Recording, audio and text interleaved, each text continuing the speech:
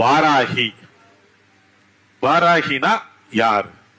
4 யுகங்கள் எப்பொழுதெல்லாம் முடிவடைகின்றதோ அப்பொழுதெல்லாம் ஒரு பிரளய காலம் ஏற்படும் என்பதுதான் நமது வேத சாஸ்திரங்கள் மூலமாக நாம் அறிந்து கொள்ளப்படுகின்ற ஒரு உண்மை. பிரளயம் என்பது இந்த பூமி பந்து முழுவதும் தண்ணீரால் சூழப்பட்டு அனைத்து ஜீவராசிகளும் மடிந்து பிறகு யுக மாற்றம் ஏற்பட்டு மீண்டும் ஓர் உயிரிலிருந்து ஆரம்பித்து அனைத்து ஜீவராசிகளும் படைக்கப்படுகின்றன.